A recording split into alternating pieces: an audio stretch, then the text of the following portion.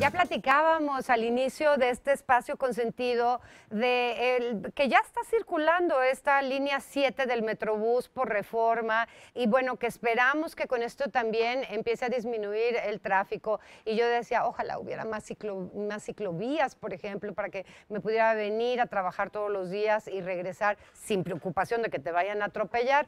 Bueno, pues hoy me da muchísimo gusto presentarles a alguien que sabe absolutamente todo sobre movilidad. Es Maite Ramos, ella es presidenta de movilidad de Coparmex. Bienvenida. No, Pita, ahora sí ya me hiciste sentir muy vanidosa.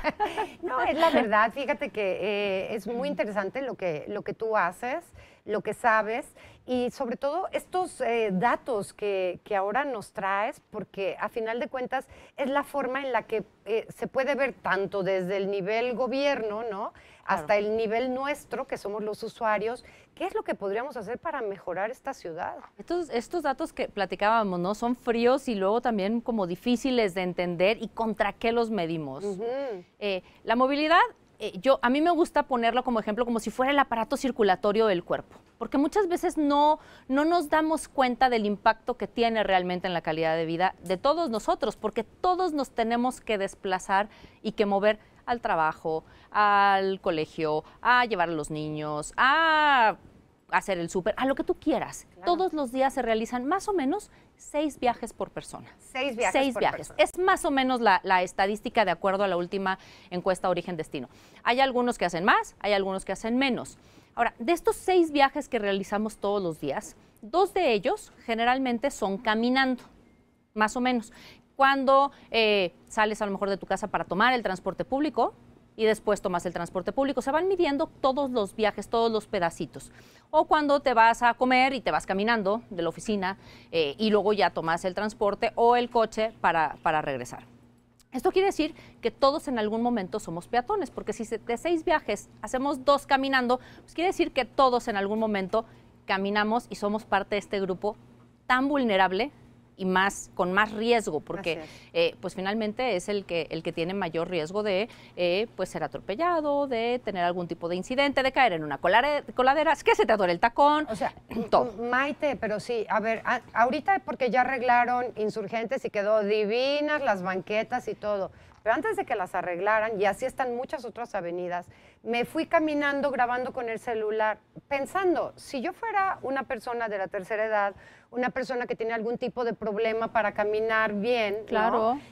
Si trajera los tacones más altos, y por supuesto, si fuera invidente, es que simplemente no podías ni caminar 20 pasos. No puedes, porque aunque tengamos un reglamento, pues una ley de movilidad, un reglamento de ley de movilidad y un reglamento de tránsito que busca cuidar al peatón, realmente en la práctica no sucede y nos preocupamos más por otras cosas que por lo que realmente merece la pena, que es evitar que haya algún tipo de accidente o incidente vial donde salgan vulnerados los peatones. Pero también en la parte de infraestructura, lo dices muy bien, las banquetas, las rampas de acceso. ¿Cuántas veces no nos pasa que hay una rampa para subir una banqueta y está estacionado un coche o ponen un poste de la luz es decir, no tenemos una ciudad que esté construida para las personas. Hemos construido una ciudad para los coches. Así es. Y te doy un dato que te demuestra esto. En la última encuesta Origen-Destino, resulta que solamente el 22% de los viajes se realizan en automóvil particular.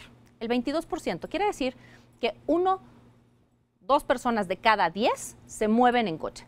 Y el 90% de la infraestructura vial es para el coche. Así es.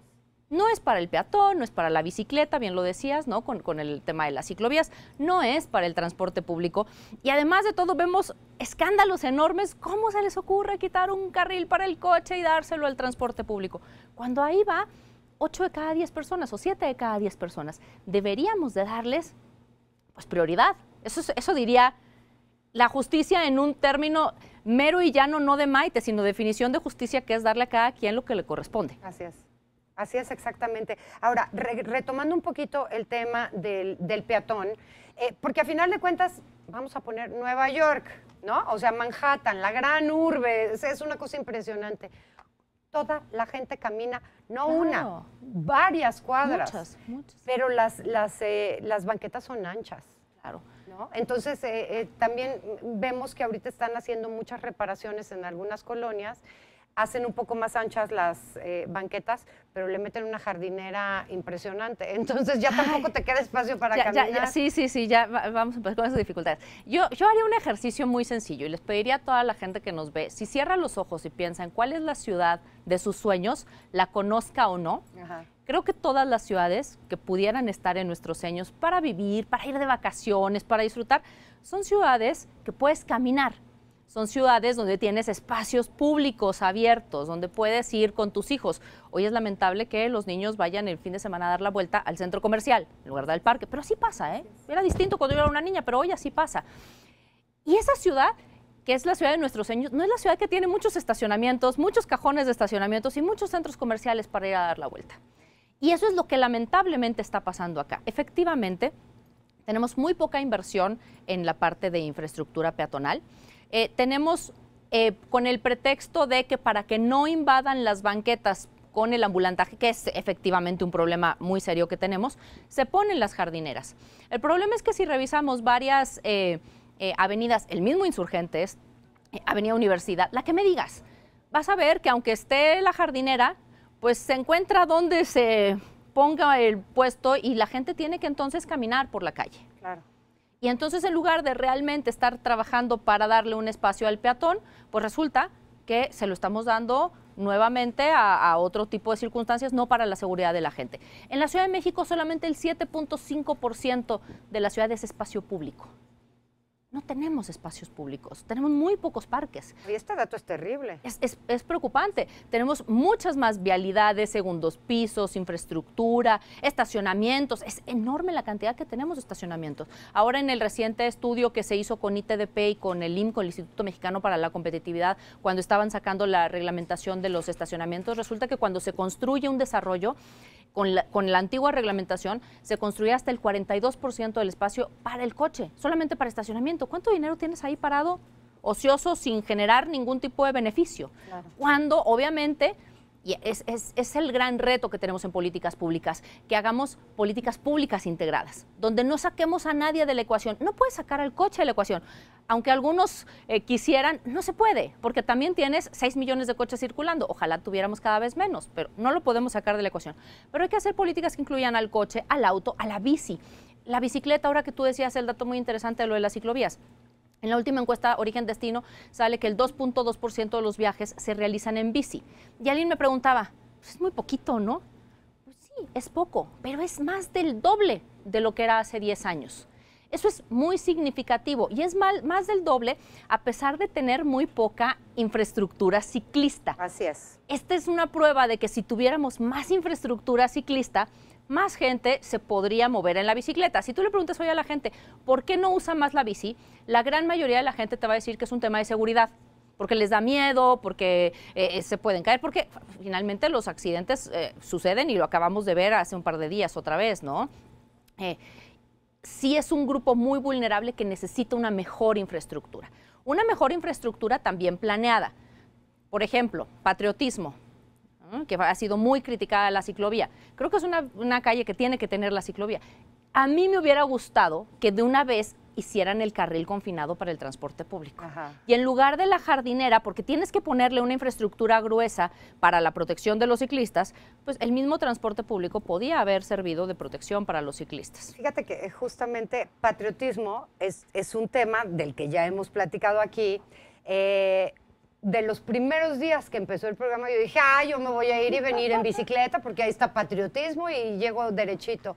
Es terrible, o sea, vas realmente con mucha angustia, con muchos nervios, porque número uno, a la gente le vale que es una ciclovía, por ahí pasan todos, hay coches que se alcanzan a meter entre las jardineras, se quedan ahí, camiones que se dan vuelta a la derecha o a la izquierda sin fijarse si alguien viene. Los taxis. Mira, llegaba yo aquí temblando de miedo y dije, ¿para qué? Claro, ¿por qué? Porque es una muy buena iniciativa de hacer una ciclovía, pero que quedó incompleta. Ajá. Quedó incompleta. Mucho se habla de las calles completas, ¿no? Y ahora dicen, es que Metrobús Línea 7 no es una calle completa porque falta un pedazo. Sí, falta un pedazo y que se tiene que resolver con la parte de la ciclovía.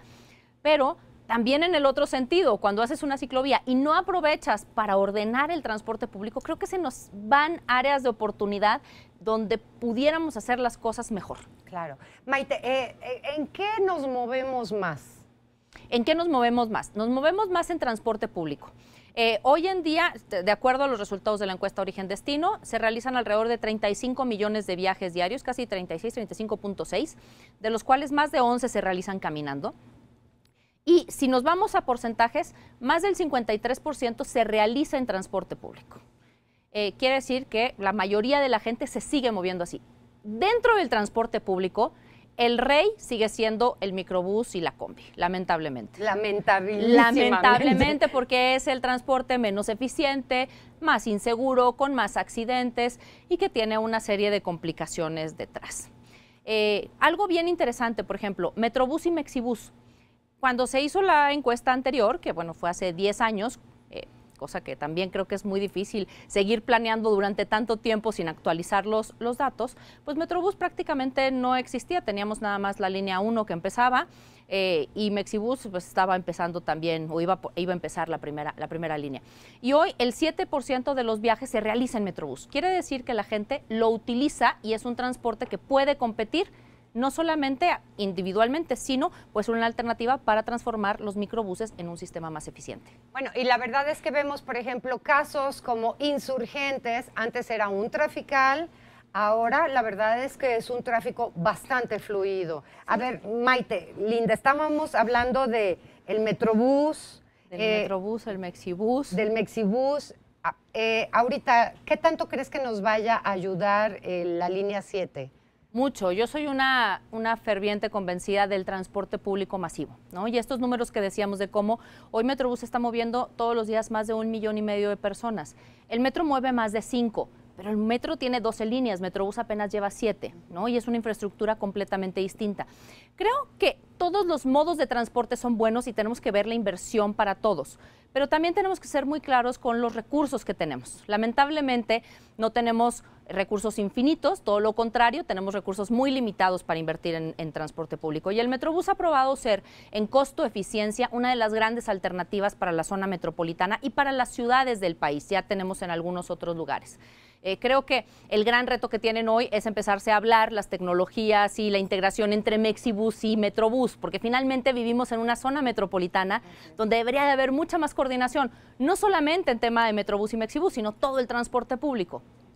Hoy no existe una coordinación real entre las rutas que llegan del Estado de México a la Ciudad de México. Y no estamos hablando de rutas que vengan de muy lejos, estamos hablando de lugares donde te divide una calle, ¿no? En la parte norte, en la parte oriente de la ciudad, pero también en la parte poniente, que llegan cada vez más claro, rutas, ¿no? No, un tráfico que ya se está armando desde hace muchos años, impresionante. Estaba pensando, a ver, el metro de verdad es una maravilla. En las grandes ciudades del mundo, el metro es en lo que se mueve toda la gente. Construir metro es muy complicado, es muy costoso, hay que abrir muchas calles, es muy difícil. Pero construir metrobuses, digamos líneas de metrobuses, claro, ha resultado ser bastante fácil. Costo efectivo es mucho más sencillo, ¿no? Obviamente. Claro que tener metros pues siempre va a ser mucho mejor en el sentido de las demandas que puedes llegar a tener, pero no podemos tener líneas de metro en todos los lugares. Sí tenemos pendientes. Creo yo que la parte sur-oriente de la ciudad tiene un pendiente en tema de conectividad y de metro, también la parte poniente, pero hay lugares a los que es muy difícil, Pita, poder meter un metro por las pendientes, por el terreno, por un montón de cosas. Hay otra opción que está ahí, que en México no la hemos todavía aplicado, que es el tranvía, que es, digamos, un intermedio entre el Metrobús y entre el metro, que hoy se empieza a aplicar en muchas ciudades de Europa. El problema es que sí, es más caro, pero también mueve más personas.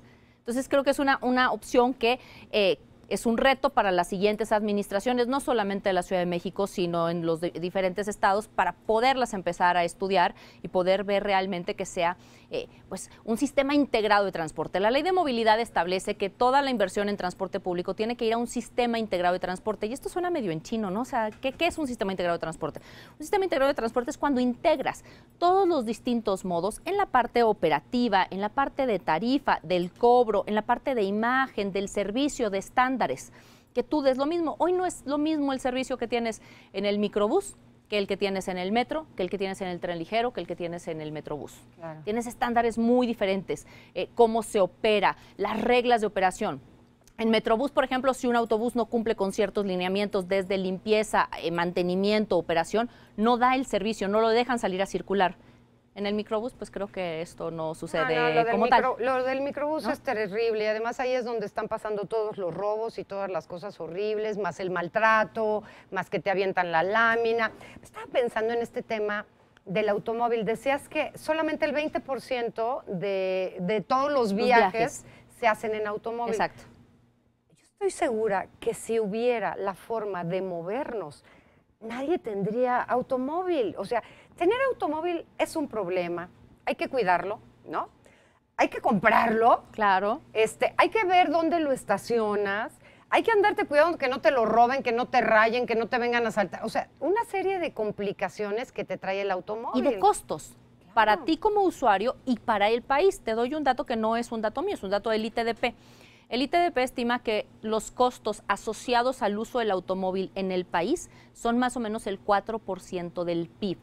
Es mucho dinero, es mucho dinero.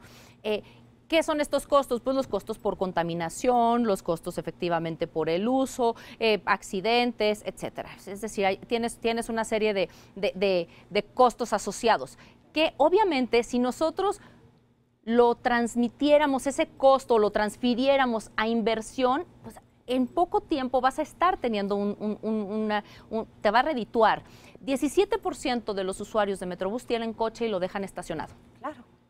Eso quiere decir que la gente sí está dispuesta a bajarse del coche. No todos, me queda claro. Es que hay quien no se va a bajar nunca. A ver, vamos a poner, o sea, tienes que llevar a tu mamá al doctor. Claro. Entonces la llevas en el coche o pides un Uber. Claro. Eso ya cambia la cosa. Coincido. Pero vas a dejar a los niños a la escuela o vas a trabajar, te subes al metro, te subes al metrobús y tan, llegas. El reto es que estos 6 viajes que decíamos al principio, ok, si estos 6 viajes, hoy 2 se hacen caminando, los otros 4, bueno, algunos se realizan en transporte público y otros se realizan en coche. El reto es que esos 4 cada vez se realicen más en transporte público, más caminando, más en bici y menos en coche. Claro. Y que me dicen, es que hoy tenemos tráfico porque nos quitaron un carril, es que hoy tenemos tráfico porque ampliaron las banquetas. No, señores, hoy tenemos tráfico porque tenemos 6 millones de coches circulando en las calles todos los días. Ya no cabemos. Y aunque hagamos un segundo piso, un tercero, un cuarto, los que me digas, los vamos a volver a llenar de coches. Tenemos que cambiar el chip. Oye, ya se va un gobierno, ya viene otro, quién sabe de qué color, pero viene otro.